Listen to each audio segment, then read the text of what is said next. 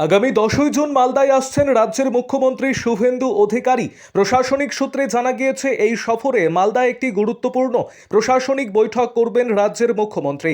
ওই বৈঠকে মালদা, উত্তর দিনাজপুর, দক্ষিণ দিনাজপুর ও মুর্শিদাবাদ জেলার প্রশাসনিক আধিকারিকদের নিয়ে আলোচনা হওয়ার কথা রয়েছে। পাশাপাশি 4 জেলার জনপ্রতিনিধি, বিধায়ক, সাংসদ এবং বিরোধী রাজনৈতিক দলের জনপ্রতিনিধিদেরও উপস্থিত থাকার সম্ভাবনা রয়েছে। যদিও সরকারিভাবে এখনও বৈঠকের নির্দিষ্ট স্থান ঘোষণা করা হয়নি।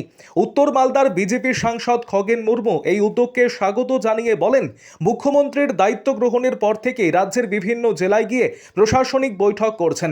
সরকারি আধিকারিকদের পাশাপাশি জনপ্রতিনিধিদের সঙ্গে আলোচনা করছেন এবং সাধারণ মানুষের সমস্যার কথাও শুনছেন।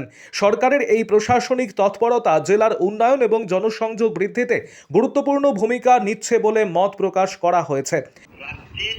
আরও আপডেট থাকতে আমাদের ভিডিও শেয়ার ও ফেসবুক পেজটিকে লাইক করে ফলো করে দিন।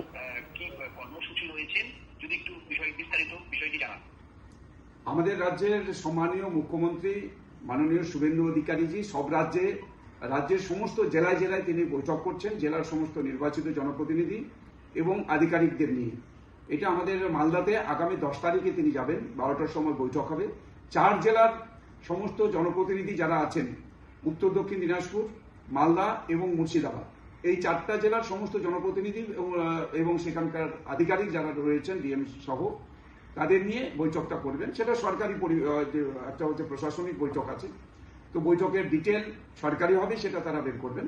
তো আমি খুবই কৃতজ্ঞ, ধন্যবাদ জানাই আমাদের রাজ্যের মাননীয় মুখ্যমন্ত্রীকে। আমাদের যেভাবে তিনি আমাদের ভারতীয় জনতা পার্টির সরকার তৈরি হওয়ার পর মুখ্যমন্ত্রীর দায়িত্ব পালন করার পর তিনি যেভাবে কাজ করে চলেছেন, মানুষের সঙ্গে তিনি যোগাযোগ করছেন, মানুষের সমস্যাগুলো তিনি যে আজকে সব জায়গায় আলোচনা করে জানবার চেষ্টা করছেন, মানুষের সরাসরি হচ্ছে যে এখানে একটা দরবারে বসে তাদের সরাসরি তাদের মুখোমুখি হচ্ছেন। ঠিক সেভাবে জনপ্রতিনিধিদের নিয়েও তিনি আজকে বৈঠক করছেন, যেখানে আমাদের রাজ্যের যে জঙ্গলের রাজ একসময় কায়েম হয়েছিল, সেখান থেকে মানুষকে মুক্ত করবার জন্য কি করা যেতে পারে, কি পদক্ষেপ নেওয়া যেতে পারে, তো এই কাজগুলো তিনি করেছেন। আমাদের নির্বাচনের সময়তে আমরা যে ওই সময়তে আপনারা দেখেছেন যে ঘোষণাপত্রেও যেটা বলা হয়েছিল ভারতীয় জনতা পার্টির পক্ষ থেকে, যা আমরা এখানে প্রথমেই হচ্ছে পশ্চিমবাংলাকে সুরক্ষিত রাখবো, পশ্চিমবাংলার নারীদের সম্মান রক্ষা করব, যুবদের সম্মান রক্ষা করা হবে, এবং যারা যে অনুপ্রবেশকারী আছে, যারা হামলা করছে, যারা পশ্চিমবাংলাকে করিডোর হিসাবে ব্যবহার করে সারা দেশে যে সন্ত্রাসের একটা বাতাবরণ তৈরি করছে, তাদের পুরোপুরিভাবে বন্ধ করা হবে, ফেন্সিং করা হবে, এবং যারা এখানে ঘুষপেটিয়া যারা আছে, এখানকার যারা অনুপ্রবেশকারী, তাদের বিরুদ্ধে ব্যবস্থা গ্রহণ করা হবে, খুঁজে বার করে তাদের বিরুদ্ধে যা যা সরকারি পদক্ষেপ করা সেটা করা হবে। সেটা শুরু হয়েছে। তাই আমি কৃতজ্ঞ আমাদের রাজ্যের মিটিংয়ে সমস্ত জনপ্রতিনিধিরা থাকবেন, যারা জনপ্রতিনিধি তারা থাকবেন এবং সরকারি আধিকারিকরা থাকবেন। কোন বিরোধী বলে থাকবে না এখানে, সব বিরোধী এবং সরকারি পক্ষ, সরকার পক্ষ, বিরোধী পক্ষ। এখানে কোন রকম রাজনৈতিক একটা যে দৃষ্টিভঙ্গিতে এর আগে বৈঠক হতো, সেটা এবার হবে না। সরকার পক্ষ থাকবে, বিরোধী পক্ষও থাকবে। এটাই হচ্ছে যে প্রথম পদক্ষেপ।